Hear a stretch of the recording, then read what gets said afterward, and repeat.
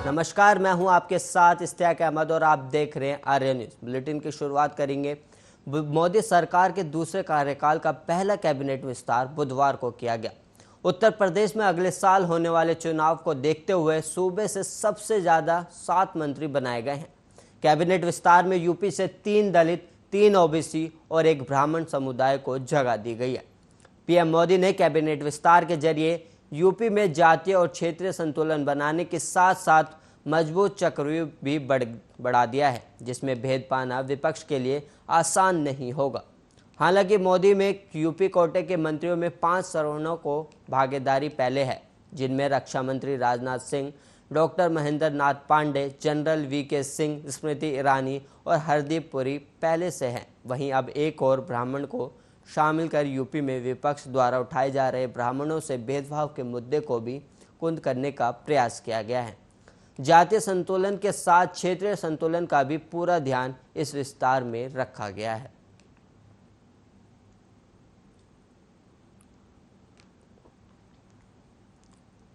मोदी सरकार के दूसरे कार्यकाल को 2 साल पूरे होने के बाद पहली बार केंद्रीय कैबिनेट में बदलाव होने जा रहा है। आज बस कुछ ही मिनटों के बाद सरकार के दूसरे कार्यकाल का हो गया है। जो चेहरे सामने निकल कर आए मोदी मंत्रिमंडल में, उनमें से ज़्यादातर चुनावी राज्यों पर फोकस किया गया या फिर उन लोगों को मंत्रिमंडल में शामिल किया गया जो पार्टियों से बीजेपी में शामिल हुए। इनमें से ज्योतिरादित्य सिंधिया और हाल ही में अपने भतीजे से बगावत करके चाचा में आए पशुपति पारस भी शामिल हैं। देखिए ये रिपोर्ट।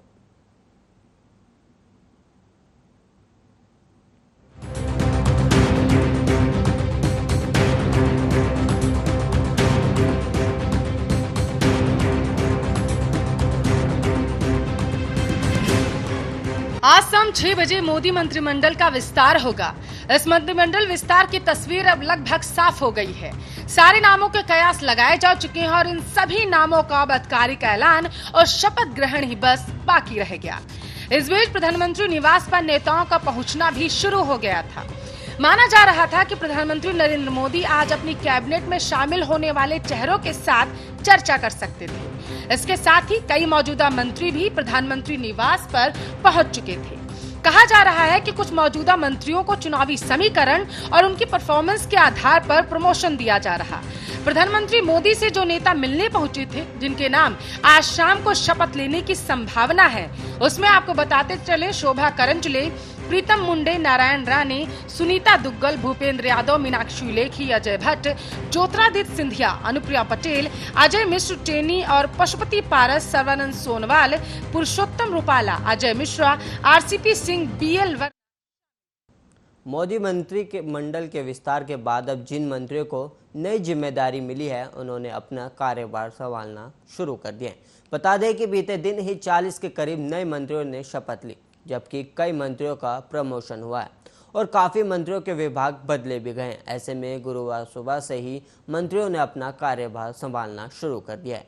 देश के नए रेल मंत्री अश्विनी वैष्णव ने गुरुवार सुबह मंत्रालय का कामकाज संभाला। उन्होंने पीयूष गोयल की जगह ली है।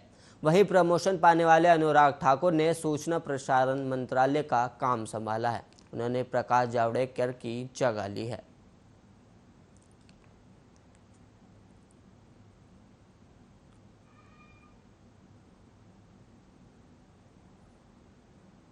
जम्मू कश्मीर में तेजी के साथ विकास कार्यों को किया जा रहा है। इसी बीच अब रामबन में चिनाब नदी पर एक नया कंक्रीट का पुल बनाया जा रहा है। पीडब्ल्यूडी के एग्जीक्यूटिव इंजीनियर ने बताया कि पुराना सस्पेंशन ब्रिज 1960 में बना था, जिसे असुरक्षित करार दिया गया है और नए पुल का काम चल रहा है।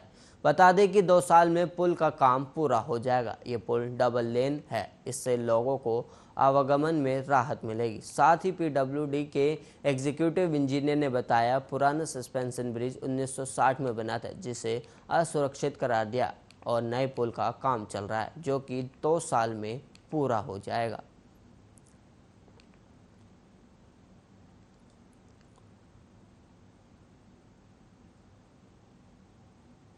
नोएडा के सेक्टर 58 थाना इलाके में पुलिस और बदमाशों के बीच गुरुवार तड़के जबरदस्त मुठभेड़ हुई। मुठभेड़ में दौरान पुलिस और बदमाशों के बीच कई राउंड गोलियां चली हैं। गोलीबारी में एक बदमाश घायल हो गया। पुलिस ने दोनों बदमाशों को गिरफ्तार कर लिया है। पुलिस ने बदमाशों के पास से चोरी की कार और हथियार भी बरामद किया है। पुलिस ने बताया कि आज सुबह सेक्टर 58 पुलिस चेकिंग कर रही थी, तभी सामने से आ रही फॉर्च्यूनर गाड़ी को पुलिस ने चेकिंग के लिए रोकने का प्रयास किया, जिसके बाद गाड़ी में बैठे दोनों बदमाश पुलिस पर गोली चला दी। पुलिस ने जवाबी फायरिंग में एक बदमाश को घायल कर दिया, जबकि दूसरे बदमाश अंधेरे का फायदा उठाकर भाग गया। हालांकि पुलिस ने कॉम्बिंग कार से उसे गिरफ्तार कर लिया। घायल बदमाश का नाम मोहम्मद अली जैदी है, जबकि उसका साथी मोहम्मद शाहिब है। पुलिस ने आगे बताया कि दोनों बदमाश शातिर किस्म के वाहन चोर हैं। इन बदमाशों के ऊपर दिल्ली एनसीआर में दर्जनों वाहन चोरी के मुकदमे दर्ज हैं। घायल बदमाश मोहम्मद अली जैदी थाना सेक्टर 58 से 25,000 का इनामी भी था। पुलिस ने घायल बदमाश को इलाज के लिए अस्पताल में भर्ती करवा दिया है। पुलिस ने बदमाशों के कब्जे से चोरी की फॉर्च्यूनर कार, तमंचा, खोखा, 2 जिंदा कारतूस भी बरामद किए हैं।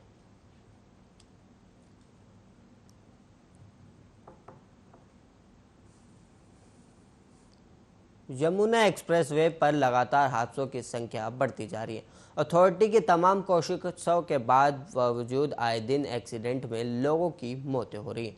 इन हादसों को रोकने के लिए यमुना विकास प्राधिकरण नई कोशिशों में जुटा है। यमुना एक्सप्रेसवे पर हादसों के रोकने के लिए यमुना एक्सप्रेसवे अथॉरिटी ने एक नया नियम लागू किया है। नियम के मुताबिक 165 किलोमीटर की एक्सप्रेसवे की ये दूरी अब कार सवार को 99 मिनट मतलब 1.39 घंटे में पूरा करना होगा। अगर इससे कम वक्त में सफ़र पूरा किया तो जुर्माना लगेगा। इसी तरह से भारी वाहनों के लिए भी सफ़र पूरा करने को वक्त तय किया गया है। साथ ही जानकारी के मुताबिक यमुना एक्सप्रेसवे पर टाइम बूथ लगाने का काम किया जा रहा है। ये टाइम बूथ वाहनों की रफ्तार पर नज़र रखेंगे। अगर कोई वाहन तेज़ सीमा से कम वक्त में इसी स्पीड में एक्सप्रेसवे पर चलेगा तो उसका चालान काटा जाएगा। यानी कि अब अगर आप तय समय से कम में एक्सप्रेसवे पार करते हैं तो आपका चालान हो जाएगा। अभी अधिकतर चालान टोल टैक्स के बीच की गति सीमा के आधार पर ही होता है।